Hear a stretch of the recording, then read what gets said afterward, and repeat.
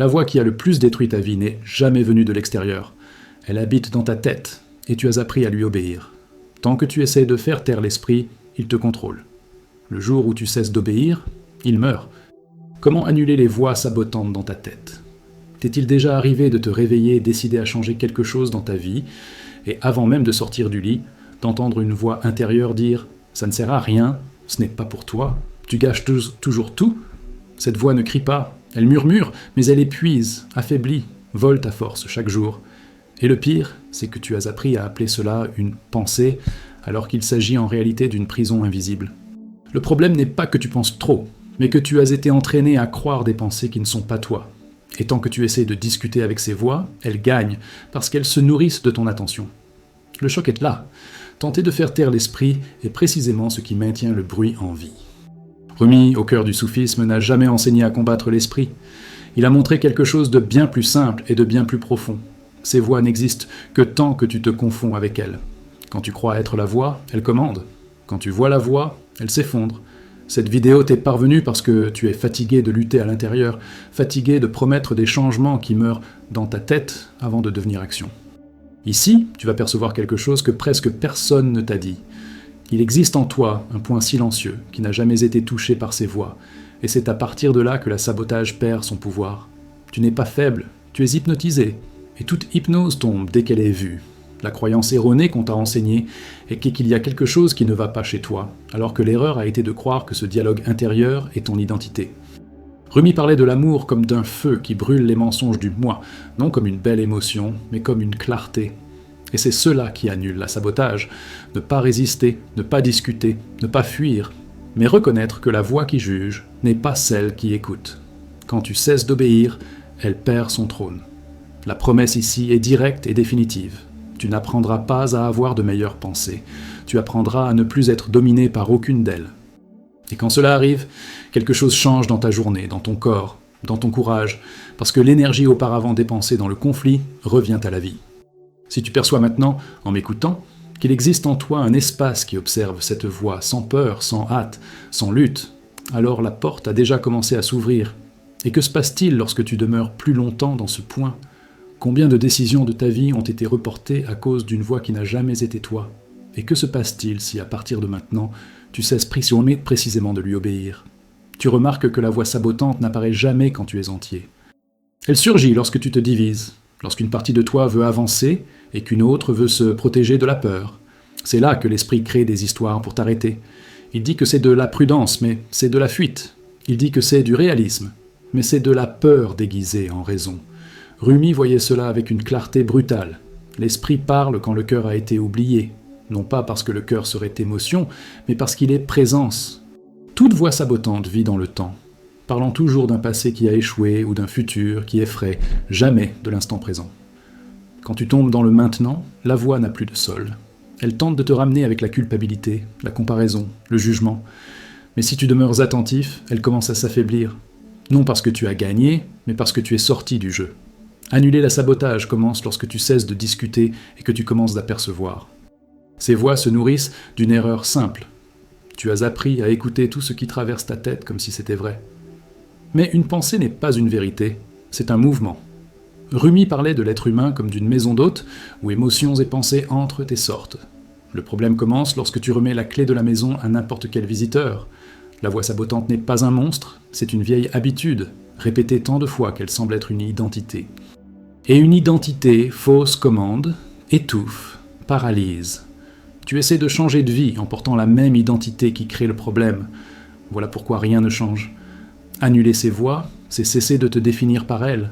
C'est percevoir que tu es celui qui écoute, non ce qui parle à l'intérieur.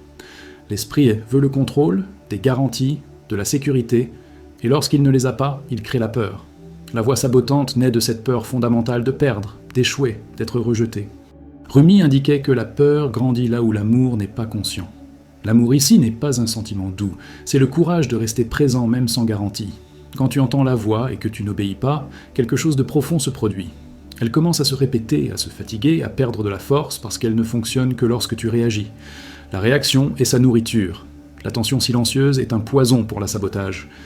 Ce n'est pas de la force, c'est de la clarté. On t'a appris à améliorer tes pensées, mais personne ne t'a appris à ne pas être dominé par elle. La promesse ici est celle-ci. Ne pas changer le contenu de l'esprit, mais changer ta position face à lui. Quand tu essaies d'expulser la voix, tu confirmes qu'elle est forte. Quand tu observes, tu révèles qu'elle est passagère. Rumi parlait du silence comme de la langue de Dieu, non comme absence de son, mais comme présence totale. Dans ce silence, la voix ne disparaît pas immédiatement, mais elle ne commande plus. Et cela change tout. La vie recommence à bouger. La sabotage interne parle toujours sur un ton d'urgence. Pas maintenant, plus tard, quand tu seras prêt. Elle te maintient éternellement en attente. Rumi enseignait que le maintenant est le seul lieu où la vérité se produit. Attendre est la stratégie de l'esprit pour rester au contrôle. Quand tu agis, malgré la voix, quelque chose se brise, non la voix, mais la croyance en elle. Chaque petite action consciente affaiblit des années d'auto-illusion. Annuler la sabotage, c'est agir sans demander la permission à la peur. Tu n'as pas besoin de vaincre l'esprit, car la guerre ne fait que renforcer l'ennemi. Le soufisme a toujours été une voie de dissolution, non de confrontation. L'esprit est le bruit, tu es l'espace. Quand l'espace se reconnaît, le bruit perd de son importance. La voix sabotante commence à parler seule, et tu perçois quelque chose de presque embarrassant. Elle a toujours été vide. Son pouvoir venait de ta croyance. Rumi disait que la blessure est l'endroit par lequel la lumière entre, et la sabotage est une vieille blessure qui demande de l'attention, pas de l'obéissance. Chaque fois que tu te juges pour avoir des pensées négatives, tu renforces la chaîne. Le jugement est une autre voix sabotante, déguisée. Annuler vraiment, c'est cesser de t'attaquer. C'est regarder l'esprit comme on observe des nuages passer. Certains sont sombres, d'autres clairs, mais le ciel ne se définit par aucun d'eux. Quand tu te reconnais comme le ciel, la tempête perd son drame. Cela ne te rend pas passif, cela te rend libre. Libre de choisir sans le poids constant de la peur. L'esprit veut des réponses, le cœur veut la vérité. Rumi n'offrait pas de réponse toute faite. Il poussait le chercheur vers le silence intérieur où les questions tombent d'elles-mêmes. La voix sabotante vit de questions sans fin. Et si ça échoue? Et s'il se moque tant de toi? Quand tu ne réponds pas, quand tu demeures présent, la question se dissout, non parce qu'elle a été répondue, mais parce qu'elle a perdu son sens. C'est définitif. Tu peux remarquer que la voix sabotante utilise toujours ta propre voix. Elle sonne comme toi. C'est pour cela qu'elle est si convaincante. Mais observe, qui écoute cette voix? Il existe en toi quelque chose qui perçoit, qui ne discute pas, qui voit simplement. Ce quelque chose n'a jamais été saboté, jamais été brisé. Rumi appelait cela l'essence. Quand tu t'y ancres, l'esprit devient un outil, non un tyran. L'autorité de Rumi ne vient pas de théorie, mais de transformation. Il parlait à des gens ordinaires, blessés, perdus, comme toi, comme moi. Il ne promettait pas la perfection, il promettait la liberté intérieure. Annuler les voix sabotantes, c'est exactement cela. Cesser d'être gouverné par le bruit intérieur et recommencer à entendre la vie. Le monde ne change pas d'abord, tu changes à l'intérieur, et alors le monde répond différemment. Chaque fois que tu choisis de rester conscient, même quelques secondes, tu coupes un fil de la toile. La sabotage est un réseau fait de milliers de petits fils. On ne le rompt pas d'un coup, mais fil par fil, présence après présence. Rumi parlait de la patience comme d'une confiance active. Tu ne forces pas, tu demeures. Et demeurer est plus puissant que lutter. L'esprit tentera même d'utiliser cette vidéo contre toi en disant que c'est beau mais difficile, ou que cela ne fonctionnera pas pour toi. Vois cela maintenant. Vois comment il tente de s'échapper. Cette reconnaissance est déjà l'annulation en action. La lumière ne lutte pas contre l'obscurité, elle apparaît simplement, et l'obscurité se dissout. Quand tu cesses d'obéir à la voix sabotante, un vide étrange apparaît, un silence qui fait peur. L'esprit déteste le silence parce qu'il n'y commande plus. Rumi disait que la peur du vide est la peur de mourir en tant qu'identité fausse. Mais dans ce vide, quelque chose de réel naît, une force simple, calme, ferme. Tu n'as pas besoin de te débarrasser de l'esprit pour vivre en paix. Tu dois cesser de t'y perdre. La sabotage n'est pas une erreur, c'est un signe que tu commences à t'éveiller. Celui qui dort ne se sabote pas, il répète simplement. Celui qui s'éveille ressent le conflit. Et traverser ce conflit avec conscience est le chemin. La voix sabotante veut te faire croire que tu es petit. Rumi rappelait que tu es l'océan dans une goutte. Quand tu ressens cela, même un instant, la sabotage perd son argument. Elle peut parler, mais elle ne convainc plus. Annuler toutes les voix sabotantes, c'est rentrer à la maison. Non, une maison extérieure, mais intérieure. C'est se souvenir de qui tu es avant l'histoire, avant la peur, avant le jugement. Et plus tu reviens à cet endroit, plus cela devient naturel. La liberté cesse d'être un effort et devient un état. Et si, En cet exact instant, tu perçois que la voix est là, mais que tu ne cours pas après elle. Qu'est-ce qui change en toi maintenant ? Combien de temps de ta vie a été gouverné par quelque chose qui n'existe que lorsque tu y crois ? Et que se passe-t-il si tu continues d'observer, sans réagir, sans fuir, simplement présent, tandis que quelque chose de profond commence à se réorganiser à l'intérieur ? La voix sabotante ne naît pas adulte. Elle naît petite, presque innocente, comme un murmure, que tu acceptes sans t'en rendre compte. Et plus tu l'acceptes, plus elle grandit, jusqu'à sembler plus grande que toi. Rumi voyait cela comme une erreur d'échelle. Tu te vois petit parce que tu as oublié l'immensité de l'espace qui observe. L'esprit parle fort, mais il ne fait qu'écho en toi. Il n'est jamais toi. Annuler cette voix commence lorsque tu cesses de te mesurer à elle. Il ne s'agit pas de confiance artificielle, mais de souvenir. Ce souvenir qu'avant même qu'un seul pensée existe, tu étais déjà là, entier. La sabotage ne fonctionne que lorsque tu t'éloignes de ce souvenir. Y demeurer est le commencement de la fin de la domination intérieure.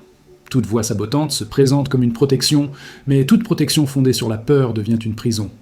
Elle dit vouloir t'épargner la douleur, mais elle te tient à distance de la vie. Rumi n'enseignait pas à se protéger de la douleur, il enseignait à la traverser. Car celui qui traverse découvre quelque chose que la peur ne dit jamais. La douleur passe, mais la vie que tu n'as pas vécue pèse davantage.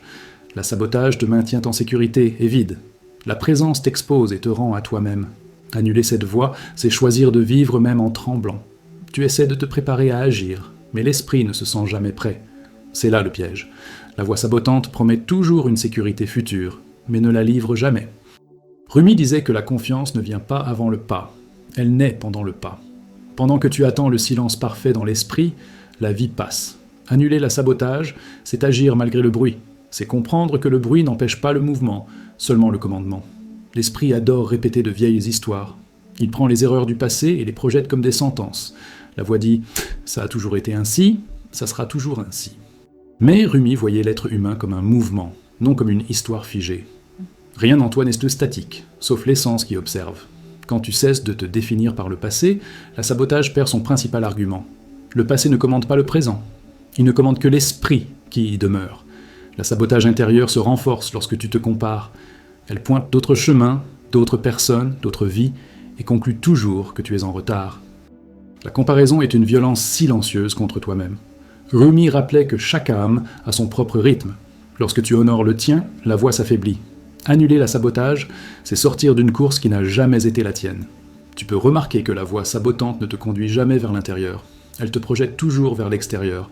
Opinions, attentes, normes. Le soufisme est un retour constant au centre. Plus tu reviens, moins la voix commande. Ce n'est pas mystique, c'est direct. L'esprit gouverne lorsque tu t'abandonnes. La présence est un auto-accueil profond. L'esprit tente de te convaincre que tu es la somme de tes pensées. Rumi démantelait cela avec une simplicité radicale. Tu es le champ dans lequel les pensées apparaissent. Le champ ne se confond pas avec le nuage. Lorsque tu comprends cela, non comme une idée, mais comme une expérience vivante, quelque chose se dessert à l'intérieur. La sabotage commence à paraître infantile, bruyante, mais vide. La voix sabotante utilise la culpabilité comme une chaîne. Elle te rappelle ce que tu n'as pas fait, ce que tu as fait de travers, ce que tu aurais dû être. La culpabilité te tire en arrière. Rumi enseignait le repentir comme conscience, non comme fouet. Apprendre et lâcher. L'esprit veut punir, la conscience veut libérer. Annuler la sabotage, c'est cesser de te punir pour être en train d'apprendre à vivre. Tu peux observer que plus tu es fatigué, plus la voix devient forte. Elle grandit dans l'usure, dans la déconnexion du corps. La présence est aussi corporelle. Respirer, sentir les pieds sur le sol, sentir le poids du corps maintenant. L'esprit déteste le corps, parce que le corps vit dans l'instant. Ramener l'attention au corps est une coupure directe dans la sabotage. La sabotage te convainc que tu dois tout comprendre avant de vivre. Rumi indiquait l'inverse. Vice, et la compréhension viendra ensuite. L'esprit veut une carte, la vie veut un pas. Quand tu acceptes de ne pas tout savoir, la voix perd une arme puissante. Le contrôle tombe. Et avec lui, la peur. Tu n'as pas besoin d'éliminer les pensées négatives pour être libre. Tu dois cesser de les suivre. C'est cette différence qui change tout. Rumi ne promettait pas un esprit propre. Il promettait un cœur éveillé. Et un cœur éveillé n'obéit pas automatiquement au bruit. Il écoute et choisit. L'esprit sabotant se présente comme logique, mais il ignore quelque chose d'essentiel. Tu as déjà survécu à tout ce qu'il craint. Tu es ici. La peur parle comme si le danger était absolu, mais la vie prouve le contraire chaque jour. Reconnaître cela dissout l'exagération mentale. Lorsque tu observes la voix sans réagir, Une tristesse profonde peut parfois surgir. Pas une tristesse nocive, mais un deuil. Le deuil de toutes les fois où tu l'as cru. Rumi disait que pleurer à l'intérieur nettoie le cœur. Cette tristesse est libératrice, elle marque la fin d'une illusion. La sabotage veut des réponses rapides, des raccourcis, des garanties. La présence accepte le mystère. Et dans le mystère, l'esprit ne commande plus. Annuler la sabotage, c'est faire la paix avec le non-savoir. C'est faire confiance au mouvement de la vie. Tu commences à percevoir qu'il existe un silence derrière tout. Ce silence n'est pas vide, il est vivant. C'est en lui que la voix perd sa force. Rumi appelait cela le foyer. Lorsque tu t'y reposes, même quelques secondes, quelque chose se réorganise. L'esprit tentera de s'approprier cela, de le transformer en technique, en méthode rigide. Observe cela aussi. Même le désir de se libérer peut devenir une sabotage. Le chemin est simple. Percevoir, respirer, ne pas obéir, répéter. Chaque fois que tu choisis la présence, tu te choisis toi-même. La sabotage se nourrit de l'abandon intérieur. La présence est une loyauté envers soi. Rumi enseignait la fidélité au cœur comme voie spirituelle. Tu n'as pas besoin de me faire confiance, ni aux mots. Fais confiance à ton expérience directe, maintenant. Observe la voix pendant que tu écoutes. Vois comment elle se déplace. Cela est déjà la liberté en train de se produire. L'autorité de Rumi demeure vivante parce qu'elle pointe vers quelque chose que tu peux vérifier en toi-même. Rien d'externe, rien d'imposé, seulement une vérité ressentie. Et quand la vérité est ressentie, le mensonge perd son sol. Si tu continues à demeurer dans cet espace d'observation, que se passe-t-il avec la prochaine voix qui surgit? Commande-t-elle encore? Ou passe-t-elle simplement? Combien de décisions changent lorsque tu n'obéis plus automatiquement? Et qu'est-ce qui commence à naître dans ta vie lorsque le silence cesse d'être une menace et devient une maison? Vous commencez à percevoir que la voix sabotante ne dit pas la vérité. Elle parle depuis la peur, et la peur exagère toujours. Elle transforme les possibilités en menaces, les pas en danger, la vie en risque permanent. Rumi voyait cela comme un voile. Ce n'est pas la réalité qui effraie, c'est son interprétation. Lorsque vous regardez la vie en face, sans le filtre de la peur, quelque chose change à l'intérieur. La sabotage perd son drame. Le monde reste le même, mais vous, non. Et cela est définitif. L'esprit veut vous convaincre que sans lui, vous vous perdez. Mais observez, c'est en le suivant que vous vous êtes perdu tant de fois. Rumi indiquait que le cœur ne se perd pas, il est seulement oublié. Annuler la sabotage, c'est se souvenir de ce centre silencieux qui sait sans bruit. Lorsque vous lui faites confiance, l'esprit se calme parce qu'il perd son poste de commandant. Il devient serviteur. Toute voix sabotante est pressée. Elle exige une réponse immédiate, une décision rapide, une fuite urgente. La présence ne court pas. Elle observe. Quand vous ralentissez, la voix s'agite. Répète plus fort, tente d'effrayer. C'est le signe qu'elle perd le contrôle. Rester est courage. Demeurer est une révolution intérieure. Vous avez été conditionné à croire que trop penser est un signe d'intelligence. Rumi démontait cela par une poésie vivante. L'excès de pensée est un éloignement de la vérité. La sabotage grandit dans la confusion, non dans la clarté. La clarté naît lorsque vous sentez le corps, la respiration, l'instant présent. Le simple vainc le compliqué. L'esprit vous sabote parce qu'il a été entraîné ainsi. Il a appris du monde, des critiques, des rejets. Ne haïssez pas l'esprit. La haine renforce le conflit. Observez avec une compassion ferme. Rumi enseignait que ce qui est vu avec amour perd le pouvoir de blesser. La sabotage ne survit pas à la lucidité aimante. Vous pouvez remarquer que la voix sabotante dit toujours « toi ». Elle vous désigne, vous accuse, vous limite. Mais qui est ce « toi » ? Rumi disait que le véritable « toi » ne tient pas dans des mots. Lorsque vous le percevez, la voix perd sa cible. Elle ne sait plus où pointer. La sabotage intérieure veut vous faire croire que changer est dangereux. Mais ne pas changer est la douleur silencieuse que vous portez depuis des années. Rumi ne parlait pas de confort, il parlait de vérité. La vérité fait mal au début, puis elle libère. La voix veut vous épargner la douleur initiale, mais vous condamne à une douleur continue. Annuler cette voix, c'est choisir la douleur qui libère. Vous n'avez pas besoin d'attendre le courage pour agir. Le courage naît après le mouvement. L'esprit ment lorsqu'il affirme le contraire. Rumi voyait la peur comme de la fumée. Elle semble dense, mais se dissipe lorsqu'on la traverse. Rester immobile ne fait que la rendre plus grande. La sabotage vous enferme dans des images de ce que vous pensez devoir être. Les idéalisations étouffent. Rumi appelait cela des idoles intérieures. Lorsque vous lâchez ces images, quelque chose se détend. Vous n'avez plus rien à prouver. Et sans preuve à fournir, la voix perd son argument. L'esprit sabotant pointe toujours les défauts. Il reconnaît rarement votre force. Pourtant, votre force existe malgré lui. Vous êtes vivant, conscient, en quête de vérité. Cela est déjà une force. Rumi rappelait que la recherche sincère est un signe d'éveil. La sabotage apparaît lorsque l'éveil commence. Lorsque vous cessez d'obéir à la voix, elle tente d'utiliser une culpabilité spirituelle. Tu devrais être meilleur, plus calme, plus évolué. Observez cela, même la spiritualité peut devenir un outil de sabotage. Rumi déchirait les masques spirituels avec simplicité. La vérité n'exige pas la perfection, elle exige la présence. La sabotage vous convainc que vous devez vous réparer. Rumi indiquait quelque chose de radical. Vous devez vous souvenir. Rien n'est à briser dans l'essence. Ce qui est confus, c'est l'identification. Lorsque l'identification tombe, la paix apparaît sans effort. Vous commencez à percevoir qu'il existe un plaisir étrange dans la sabotage. Elle vous occupe, vous donne une identité, vous détourne du ressenti. Mais ce plaisir coûte cher, il vole votre vie. Le voir avec honnêteté est une coupure profonde. L'esprit n'aime pas être vu. La présence ne discute pas avec l'esprit, elle observe. Et observer n'est pas passif, c'est une lucidité active. Plus vous observez, plus l'espace s'ouvre. Dans cet espace, de nouveaux choix apparaissent. La sabotage perd son exclusivité.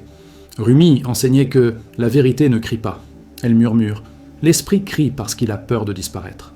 Lorsque vous écoutez le murmure, le cri perd de l'importance.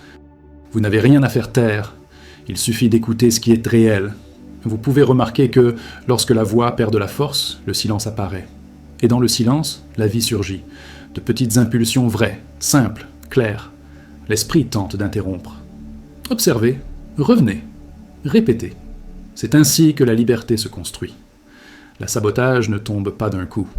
Elle tombe par la répétition de la présence. Chaque fois que vous n'obéissez pas, quelque chose se défait. C'est un processus vivant, pas un événement magique. Rumi honorait le chemin, pas les raccourcis. Vous n'avez pas besoin de convaincre qui que ce soit. Cette bataille est intérieure. Lorsque vous vous libérez, le monde le ressent. L'énergie change, les choix changent, la vie répond. L'esprit n'aime pas cela, mais il ne commande plus. L'autorité de Rumi ne réside pas dans de belles phrases, mais dans la cohérence entre la vie et la vérité. Il pointait vers quelque chose que vous pouvez vivre maintenant, sans intermédiaire, sans promesse vide, seulement la présence. Et si, la prochaine fois que la voix surgit, vous restiez simplement là, que vous respiriez et que vous n'obéissiez pas, que se passe-t-il? Quel pouvoir a-t-elle encore sans votre réaction? Et si la liberté que vous cherchez n'était pas de faire taire l'esprit, mais de cesser de le suivre? Qu'est-ce qui commence à s'ouvrir en vous maintenant? Vous commencez à remarquer que la voix sabotante ne veut pas votre mort physique. Elle vise quelque chose de plus subtil. Elle veut que vous ne viviez pas. Elle veut que vous reportiez toujours, que vous attendiez toujours, que vous calculiez sans cesse, que vous imaginiez un jour meilleur qui n'arrive jamais. Rumi voyait là la plus grande tragédie humaine. Non pas se tromper, mais ne pas oser exister pleinement. La sabotage ne détruit pas d'un coup.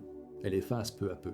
Annuler cette voie, c'est choisir de vivre maintenant, même imparfait, même tremblant, même sans aucune garantie. L'esprit sabotant parle toujours au nom de la survie. Mais vous n'êtes pas né seulement pour survivre. Survivre est automatique. Vivre est conscient. Rumi ne s'adressait pas à des gens confortables. Il parlait à des cœurs brisés, confus, fatigués, exactement comme le vôtre lorsque la voix se resserre. Il ne disait pas « pense positif », il disait « souviens-toi de qui tu es quand le bruit se tait ». Son autorité réside dans ce souvenir vivant. Vous percevez que la voix sabotante ne crée jamais rien, elle ne fait que répéter. Elle recycle de vieilles peurs, des phrases usées, des jugements hérités. Elle n'est pas créative, la vie l'est. Lorsque vous vous ancrez dans la vie, dans l'instant, dans la respiration, dans le corps, la répétition perd sa force. Rumi voyait la répétition comme un signe d'absence de présence. Là où il y a présence, il y a nouveauté.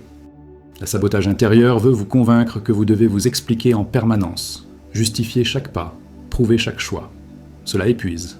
Rumi enseignait une simplicité radicale. Le réel n'a pas besoin de se défendre. Quand vous agissez depuis le centre, aucune explication n'était nécessaire. La voix déteste cela, parce qu'elle vit de justification. Vous pouvez remarquer que la voix sabotante se renforce lorsque vous cherchez à être accepté par tous. Elle vous façonne, vous rétrécit, vous adapte. Rumi rappelait que plaire à tout le monde, c'est se perdre soi-même. Annuler cette voix, c'est accepter que tout le monde ne comprenne pas, et continuer malgré tout. Cette acceptation brise des chaînes invisibles. L'esprit vous dit que vous devez tout résoudre maintenant, mais c'est un mensonge. La vie se résout par des pas, pas par des cartes parfaites. Rumi indiquait que le chemin apparaît pendant que vous marchez. La sabotage tente de vous paralyser jusqu'à ce que tout soit clair. La présence vous met en mouvement, même sans clarté totale. Vous commencez à sentir qu'une énergie était prisonnière en vous, une énergie autrefois aspirée par la lutte intérieure. Lorsque la lutte tombe, cette énergie devient action, créativité, stabilité. Ce n'est pas de l'euphorie, c'est de la solidité. Rumi parlait de cet état comme d'une ivresse divine, non pas émotionnelle, mais d'une vie qui circule sans blocage. La voix sabotante utilise votre propre intelligence contre vous. Elle argumente bien, paraît logique, paraît raisonnable, mais observez, elle ne vous mène jamais en avant. Elle se termine toujours par un repli. La vérité ne rétrécit pas, elle dilate. Même lorsqu'elle fait mal, elle dilate. Voilà un critère simple et définitif. Vous n'avez pas besoin d'éliminer la voix pour être libre. Vous devez cesser de lui obéir. Cette répétition est importante car l'esprit tente de compliquer le simple. Annuler la sabotage est un geste intérieur répété. Percevoir, respirer, ne pas suivre, encore, encore, encore. La sabotage vous dit que vous n'êtes pas encore suffisant. Rumi rappelait que l'idée d'insuffisance est à la racine de la souffrance, non pas parce que vous n'avez pas à grandir, mais parce que la croissance ne naît pas de la haine de soi. Elle naît de l'amour de la vérité. Lorsque vous vous respectez, la voix s'affaiblit. Vous pouvez ressentir de la peur lorsque la voix commence à perdre de la force. Peur du silence, peur du vide, peur de ne pas savoir qui vous êtes sans le bruit. Rumi disait que cette peur est un portail. Celui qui traverse trouve la maison. Celui qui recule retourne à la prison connue. L'esprit sabotant veut occuper tout l'espace intérieur. La présence rend l'espace. Et l'espace est liberté. Lorsqu'il y a de l'espace, vous choisissez mieux, ressentez mieux, vivez mieux. La vie devient plus simple, non parce que les problèmes disparaissent, mais parce que vous n'êtes plus divisé à l'intérieur. La sabotage intérieur tente toujours de vous convaincre que vous êtes en retard, que l'heure est passée, que le moment est perdu. C'est une cruauté mentale. Rumi enseignait que le bon moment est toujours maintenant. Tant qu'il y a conscience, il y a chemin. Cette perception coupe le désespoir à la racine. Vous commencez à remarquer que plus vous faites confiance à ce centre silencieux, moins vous avez besoin de l'approbation extérieure. La voix sabotante perd ses alliés, elle s'appuie toujours sur le regard de l'autre. Quand vous vous ancrez en vous, elle se retrouve seule. L'esprit va tenter de négocier. Encore une pensée, encore une analyse. Voyez cela. Souriez intérieurement. Ne luttez pas. Ne suivez simplement pas. Cette simplicité répétée est dévastatrice pour la sabotage. Rumi disait que la vérité est simple, mais que l'ego complique. La voix sabotante est l'ego qui tente de survivre. Quand vous cessez de l'alimenter, il s'affaiblit naturellement, sans violence, sans guerre, sans drame. Vous pouvez percevoir un soulagement profond lorsque vous cessez de vous attaquer. Ce soulagement ne vient pas du monde, il vient de l'intérieur. C'est un signe d'alignement. L'esprit n'aime pas ce soulagement, car il perd le contrôle. La sabotage vous convainc que vous devez devenir quelqu'un d'autre pour être libre. Rumi indiquait l'inverse. Vous devez cesser de fuir celui que vous êtes déjà. Cet arrêt est l'annulation définitive. Chaque instant de présence est une petite mort du mensonge intérieur, et chaque petite mort ouvre un espace pour quelque chose de réel. Ce n'est pas rapide, mais c'est sûr. Ce n'est pas bruyant, mais c'est profond. L'autorité de Rumi demeure vivante parce qu'elle ne promet pas la fuite. Elle promet la rencontre avec le réel. Et dans le réel, la voix sabotante ne commande pas. Elle apparaît, mais elle ne gouverne pas. Et si la prochaine voix qui surgit n'était qu'un son de plus traversant l'espace que vous êtes? Que change le fait de ne pas répondre? Qu'est-ce qui commence à se réorganiser dans votre vie lorsque vous cessez d'obéir à ce qui n'a jamais été vous? Vous commencez à voir quelque chose de décisif. La voix sabotante n'a pas de vie propre, elle vit empruntée à votre attention. Lorsque vous la regardez sans vous y confondre, elle s'affaiblit immédiatement. Rumi voyait cela comme la lumière entrant dans une pièce sombre. L'obscurité ne lutte pas, elle ne résiste simplement pas. La sabotage semble puissante parce que vous avez toujours été à l'intérieur d'elle. Le jour où vous l'observez de l'extérieur, tout change. Ce n'est pas un effort, c'est une position. Changer de position intérieure, c'est le véritable annulation. L'esprit tente de vous convaincre que sans lui, vous êtes perdu. Mais observez honnêtement. Combien de fois est-ce en suivant l'esprit que vous vous êtes éloigné de ce que vous sentiez comme vrai? Rumi n'appelait pas cela une erreur, il appelait cela un oubli. Vous avez oublié votre direction intérieure et commencé à suivre des cartes externes. La voix sabotante naît de ce désaccord. Annuler cette voix, c'est revenir à ressentir avant de conclure. C'est faire confiance au ressenti simple, pas au long récit. La sabotage apparaît toujours lorsque vous êtes sur le point de franchir une limite. Elle surgit au bord du seau, jamais dans le confort. C'est essentiel. Elle n'apparaît pas pour vous détruire, mais parce que quelque chose de nouveau veut naître. Rumi enseignait que toute expansion effraie l'esprit, car il a été créé pour maintenir le connu. Lorsque vous comprenez cela, la voix perd le pouvoir de vous arrêter. Vous voyez qu'elle n'est que la peur du nouveau. Vous n'avez pas besoin de vaincre la peur pour agir. C'est l'action qui affaiblit la peur. L'esprit ment lorsqu'il dit que le courage vient avant. Rumi montrait que le cœur s'ouvre pendant le pas avant. Chaque fois que vous agissez malgré la voix, quelque chose se repositionne à l'intérieur. La sabotage perd son autorité, non par violence, mais par absence d'obéissance.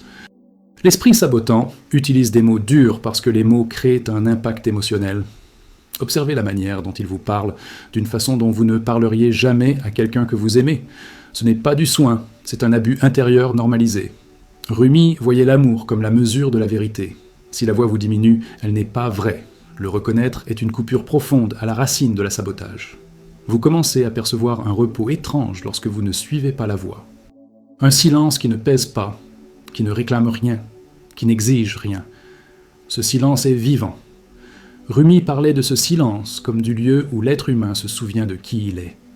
L'esprit déteste cet endroit parce qu'il n'y commande pas. Demeurer dans ce silence est un acte de courage quotidien. La sabotage vous convainc que vous devez vous préparer davantage, étudier davantage, comprendre davantage avant de vivre. Mais la vie n'attend pas la préparation. Elle arrive.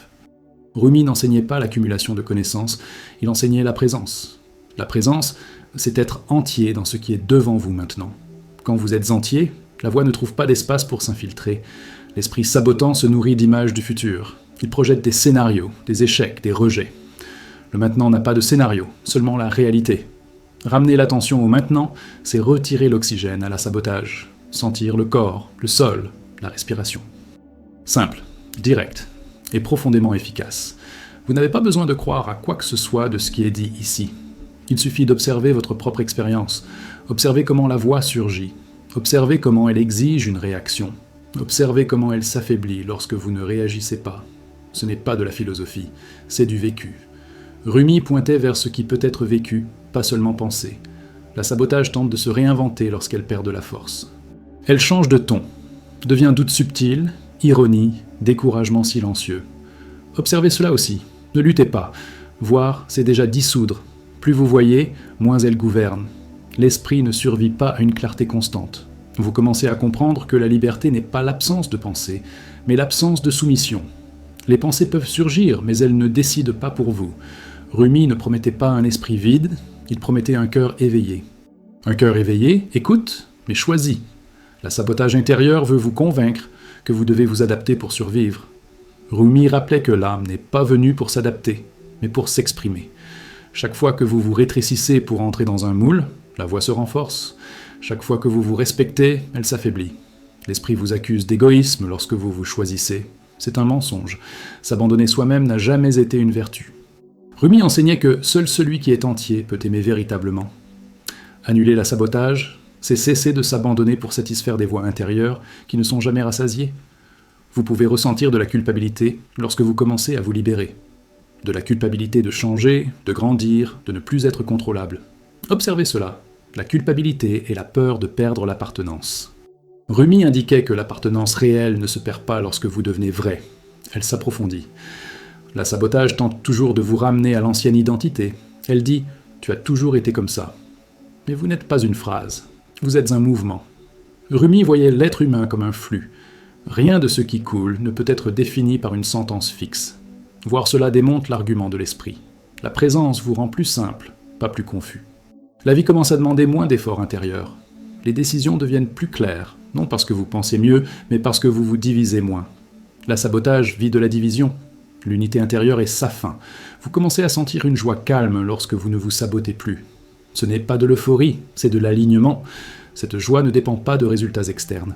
Elle naît du fait de ne plus être en guerre avec vous-même. Rumi appelait cela être chez soi. L'esprit tentera de vous distraire de cet état. Il le fera toujours. Observez cela aussi. Chaque retour à la présence est une victoire silencieuse, sans applaudissements, sans drame, mais réelle et durable lorsqu'elle est cultivée. Annuler toutes les voix sabotantes n'est pas un événement unique, c'est un choix répété. Choisir de voir plutôt que d'obéir. Choisir de rester plutôt que de fuir. Choisir de ressentir plutôt que de narrer. Rumi enseignait ce chemin simple et profond. Et si maintenant vous percevez que la voix est là, mais que vous n'êtes plus à l'intérieur d'elle, qu'est-ce qui change dans votre posture? Qu'est-ce qui change dans vos choix? Qu'est-ce qui commence à s'ouvrir lorsque vous cessez de suivre ce qui n'existe que lorsque vous y croyez? Si quelque chose en vous a perçu que la voix parle encore, mais qu'elle ne commande plus comme avant, ce n'est pas un hasard, c'est la conscience qui s'éveille. La sabotage ne survit que là où il y a identification, et l'instant où vous voyez est déjà l'instant où elle commence à tomber. Ne cherchez pas à faire taire l'esprit, demeurez présent et cessez d'obéir. Si cette vidéo vous a parlé, continuez sur ce chemin. Abonnez-vous à la chaîne, car ici, nous ne livrons pas du confort mental, mais une libération intérieure réelle, fidèle aux enseignements de Rumi et du soufisme originel. Partagez cette vidéo avec quelqu'un qui vit prisonnier de sa propre tête. Parfois, une seule écoute change toute une vie.